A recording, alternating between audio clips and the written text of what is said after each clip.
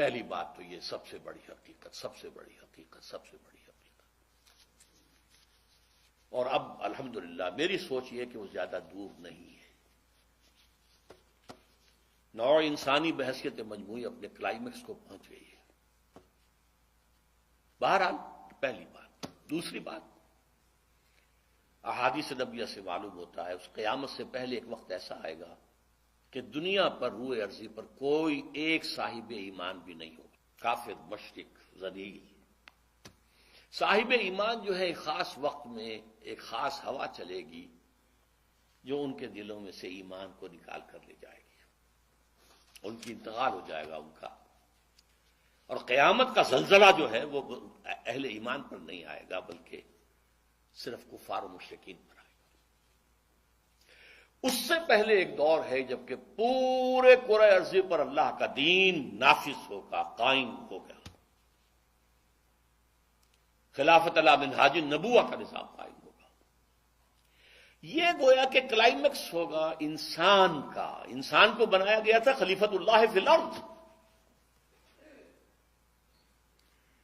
یہ خلیفۃ اللہ فی الارض اور یہ خلافت اللہ فی الارض جو ہے یہ پوری دنیا پر جب پورے عرض پر قائم ہو جائے گی تو وہ انسان کا کلائمیکس، آدم کا کلائمیکس. یہ ہونا ہے، ہو کر رہنا ہے.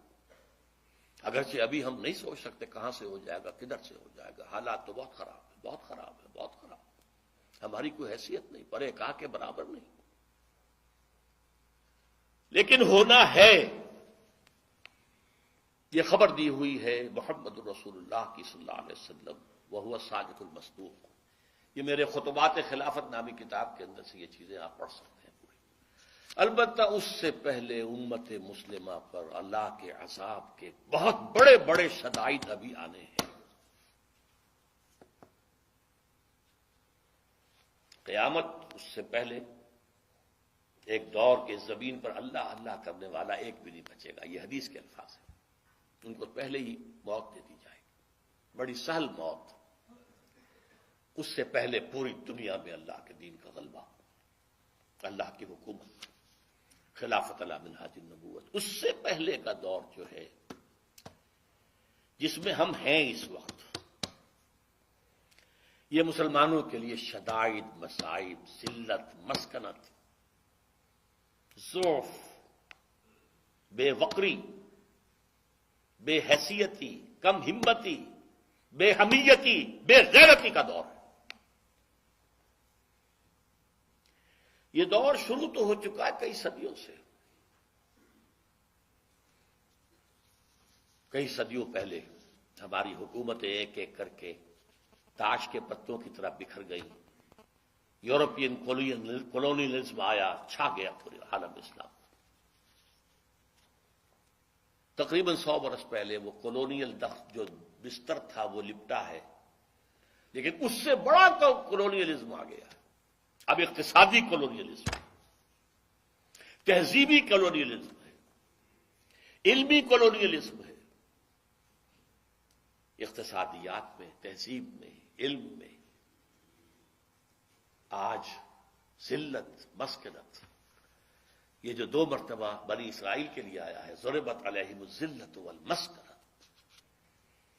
کسی قوم میں سے ہمت ختم کر دی جائے، اندرونی ضعف. جیسے آپ کہتے ہیں کہ ایک شخص ہے ہٹا کٹا ہے لیکن وہ نیورستھینیا کا مریض ہے، بھائی اعصابی مریض ہے، اس کے دم ہے ہی نہیں. وہ حال آج اس امت مسلمہ کا ہے. ہٹی کٹی تو اتنی ہے کہ 1.5 ارب، لیکن حیثیت